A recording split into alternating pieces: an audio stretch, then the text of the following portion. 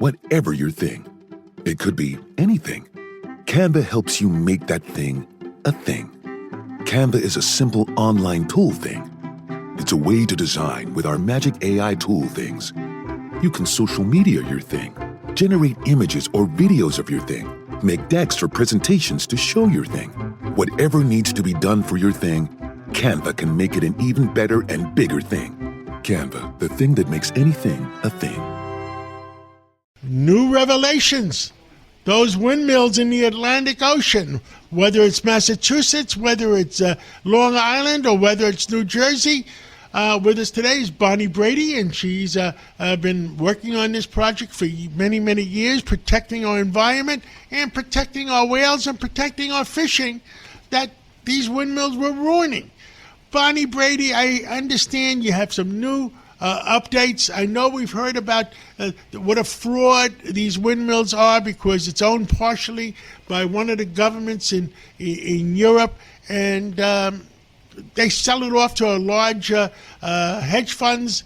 And well, you tell us what's going on. What's the updates? Hey, John, thank you so much for having me. Yes, you're right. Foreign government-owned energy companies that then flip it to hedge funders. Meanwhile, for years and years, we've been screaming because the federal government under the Biden administration specifically leased huge areas where commercial fishermen in the U.S. fish and bring seafood to the plates of the American people. And for years we said, if you put these cables in the water, high voltage, 345,000 volt cables, all along the ocean floor, some of them not even buried, and those that are buried not by much. They're doing cheap and fast, if you get my drift. Anyway, we kept saying, you can't do this. These are important fishing grounds.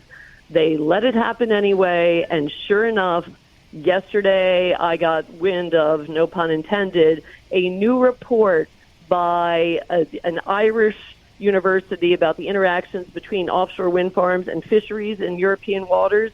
And it says exactly what we knew it would, that basically the Irish government and the European Union funded a report, and they covered 88 wind farms across all European waters, the UK, Germany, Belgium, Denmark, Ireland, the Netherlands, 88 offshore wind farms over a 12-year period. And they found out, guess what, boys and girls?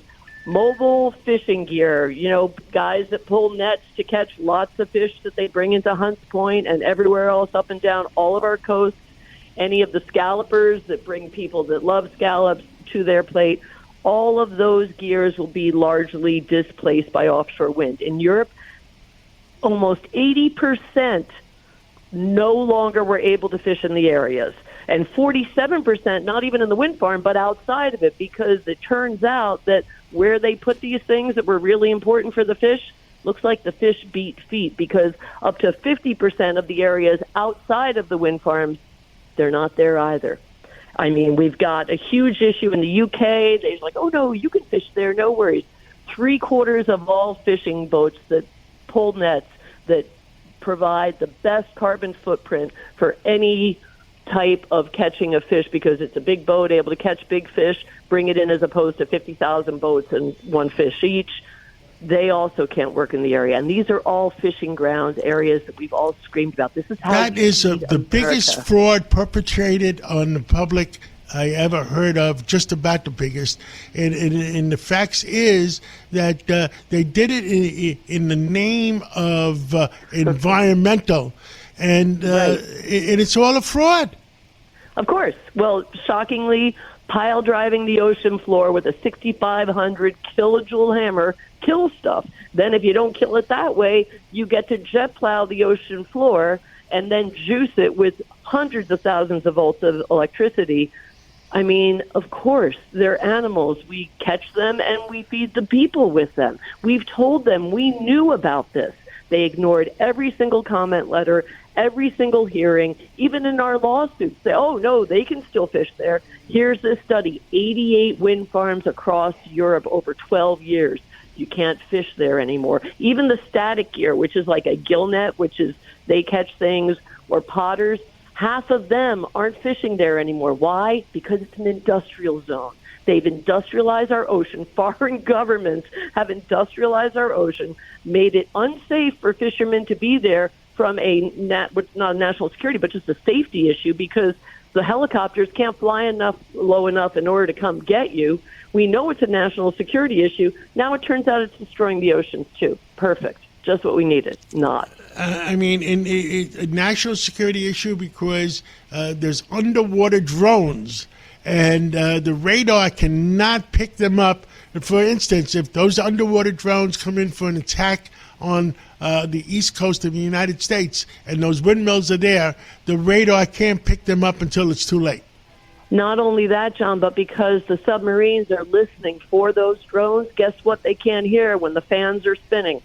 The vibrations from a 355-foot long blade the size of a football field spins, causes vibrations, go right down into the ocean floor at low frequencies that block the ability of some of the submarines to be able to even hear them. Plus the ones that can fly low, like we've seen in the war that's just been going on in Iran. These are all issues we know. It's not only that, it's for airplanes. Every form of radar that exists will be affected by this. It's our national defense issue, and now it turns out they're going to and the president just signed last year the EO, Restoring American Seafood Competitiveness Act. How do you do that if you can't catch the fish? Bonnie Brady, thank you for calling in this Sunday morning. The windmills destroy the environment, double or triple the cost of electricity, and it's a national defense problem. And guess what? They don't work. Thank you for bringing it up to us, and we'll talk to you again real soon. Thank you so much. Thank you so much, John. Have a great day.